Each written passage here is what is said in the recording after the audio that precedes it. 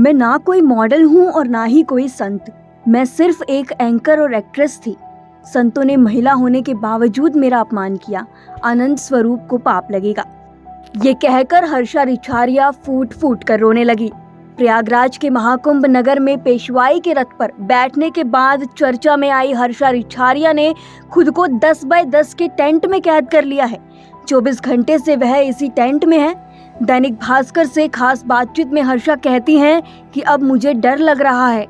मेरे ऊपर लग रहे आरोपों से मैं त्रस्त हूँ, परेशान हूँ। अब मैं महाकुंभ मेला छोड़कर चली जाऊंगी। हर्षा रिछारिया ने उन्हें ऐसे मजबूर करने का कुछ सोशल मीडिया और चैनलों पर भी आरोप लगाया है। उन्होंने कहा कि मैं पूरे महाकुंभ में रहने के लिए यहाँ आई थी। मैं सिर्फ महाराज जी की भक्त हूँ। कैलाश आनंद के विचारों से प्रभावित होकर उनके साथ आई थी। तो वहीं जब उनसे पूछा गया कि आपकी पुरानी तस्वीरों को वायरल किया जा रहा है, आप ट्रोल हो रही हैं, क्या कहना चाहेंगे? इसके जवाब में हर्षा कहती हैं, मेरी पुरानी तस्वीरों में कुछ भी गलत नहीं है। मैंने कुछ भी नहीं छिपाया। मैंने सभी को खुलकर बताया कि मैं एक्टर थी, एंकर थी।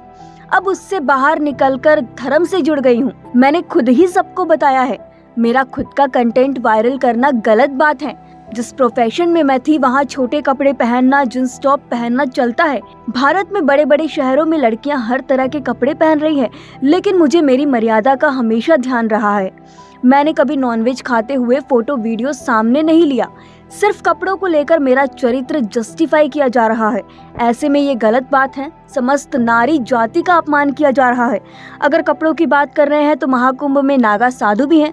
फिर आप नारी को ही क्यों ट्रोल कर रहे हैं? एक बेटी को बचाना चाहिए, लेकिन लोग मुझे ट्रोल कर रहे हैं, गलत कमेंट कर रहे हैं। इसके साथ ही उन्होंने कहा कि ये उनका खुद का फैसला नहीं है। हर्षा बताती हैं कि एक लड़की जो कुंभ से बहुत कुछ सीखना चाहती थी, उसे यहाँ से जाना पड़ रहा है। ये शर्मनाक है। ये मेरा निजी फैसला नहीं है। जब तक बात मुझ तक थी कोई दिक्कत नहीं थी, लेकिन अब बात मेरे गुरु की है। हर्षा रिछारिया के गुरु के जिक्र पर लोगों के जहन में एक सवाल है कि हर्षा के गुरु आखिरकार कौन है।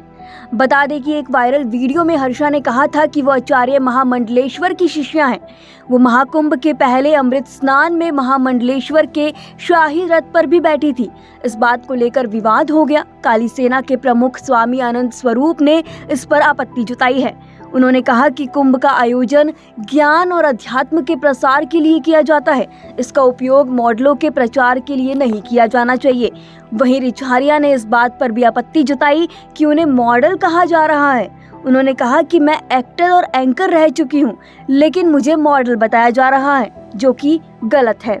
इसके साथ ही हर्षा ने अपने कुंभ मेले को छोड़कर जाने के पीछे का सबसे बड़ा कारण स्वामी आनंद स्वरूप को बताया है। जब उनसे सवाल पूछा गया था कि क्या वो आगे चलकर बिग बॉस जैसे रियलिटी शो में नजर आ सकती हैं, इसके जवाब में उन्होंने कहा कि मुझे अभी बहुत सीखने और समझने की जरूरत है। मैं सबके लिए बकरा बन गई हूँ। मुझे अब महाकुंभ से जाना पड़ रहा है। इसका श्रेय मैं स्वामी आनंद स्वरूप को दूंगी। मैं गुरुदेव से आंखें नहीं मिला पा रही हूँ। मैं वापस उत्तराखंड जा रही हूँ। एक बेटी और शिष्या होने के नाते मैं ये नहीं चाहती कि मेरे गुरु को निशाना बनाया जाए। बता दें कि रिछारिया निरंजनी अखाड़े से जुड़ी हुई हैं। इस विवाद के बाद उनके अखाड़े को भी निशाना बनाया जा रहा है। इसके जवाब में उन्होंने स्वामी आनंद स्वरूप के बारे में कहा कि हम जैसे बालक आपसे कुछ सीखना चाहते हैं, लेकिन जब कुछ संत अभद्र टिप्पणी करते हैं तो वो समाज के लिए और खुद उनके लिए शर्मनाक है। काली सेना के अध्यक्ष हैं आप, सब कुछ आप हैं। मेरे जरिए प्रसिद्ध होना चाहते हैं।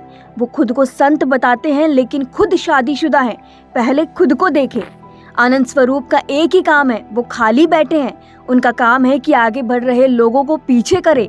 उन्होंने जब देखा कि मेरे परम पूज्य गुरुदेव का नाम हो रहा है, लोग मांस मदिरा को छोड़कर गुरुदेव के सानिध्य में बैठे हैं, तभी जलन की भावना में उन्होंने ऐसा किया। किन्नर अखाड़े और जूना अखाड़े को लेकर बहुत कुछ बोला था, लेकिन वहां उनकी दाल नहीं गली। अब वो मेरे कंधे पर बंदूक रखकर चला रहे हैं। इसके साथ ही आपको बता दें कि हर्षा ने इस मामले में कुछ न्यूज रिपोर्टर्स के खिलाफ कानूनी कार्रवाई करने की भी बात कही है। साथ ही उन्होंने कहा कि संत आनंद स्वरूप जी ने जिस तरह से मेरे और मेरे गुरुदेव के लिए अभद्र भाषा का इस्तेमाल किया है उसका उन्हें हक ही नहीं है। मेरे गुरुदेव जहाँ पर हैं वहाँ आप पहुँच ही नहीं सकते। अगर आप इससे आगे बात बढ़ी तो उनके खिलाफ और जो लोग मेरे ऊपर और मेरे गुरुदेव के ऊपर कीचड़ उछाल रहे हैं सभी के खिलाफ मानहानि का दावा करूंगी। हालांकि इस मसले पर आपकी क्या राय है हमें कमेंट सेक्शन में जरूर बताएं।